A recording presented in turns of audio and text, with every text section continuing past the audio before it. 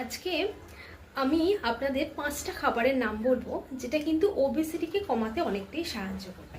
প্রথমেই যেটা বলবো যেটা হচ্ছে কার্বোহাইড্রেটের উৎস, সেটা হলো ভাত। প্রচুর পরিমাণে ভাত খাওয়াটা বন্ধ করুন, পরিমিত পরিমাণে খান এবং পারলে পোর্শন কন্ট্রোল করে খাওয়ার চেষ্টা করুন।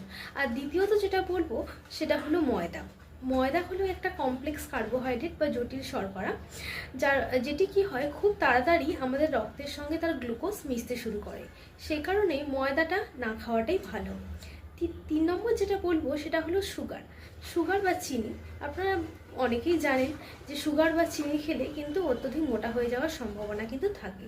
তবে তাহলে অনেকের মধ্যে প্রশ্ন থাকে, তাহলে আমি এর পরিবর্তে কি খেতে পারবো? সুগারের পরিবর্তে অল্টারনেটিভ অনেক জিনিস আছে, যেমন তাল মিষ্টি আছে, খেতে পারেন। সবথেকে ভালো হতে পারে গুড় খেতে পারেন, এছাড়াও স্টিভিয়া নিতে পারেন। এই তিনটের মধ্যে যে কোনো একটা, খুব যদি ক্রেভিংস হয় তাহলে কিন্তু নিতে পারেন। কিন্তু মনে রাখবেন, যারা ওয়েট লস জার্নিতে আছেন, কিন্তু যাদের ওয়েট মোটামুটি নিয়ন্ত্রণে আছে তাদের ঠিক আছে, কিন্তু যারা জার্নিতে আছেন তারা কিন্তু এই তিনটের মধ্যে একটা না নেওয়াটাই ভালো। 4 নম্বর যেটা বলবো সেটা হলো এক্সট্রা সল্ট। বেশি পরিমাণে চিনি বা বেশি পরিমাণে নুন দুটোই কিন্তু আমাদের শরীরের জন্য ক্ষতিকর। তো বেশি পরিমাণে নুন খাওয়ার ফলে অনেক সময় ওবেসিটির সঙ্গে আমরা হাইপার টেনশনও বা উচ্চ রক্তচাপ কিন্তু আমরা পেশেন্টের মধ্যে দেখতে পাই। আর 5 নম্বর যেটা বলবো মিল্কের অনেক ভ্যারিয়েশন আছে, আপনারা জানেন।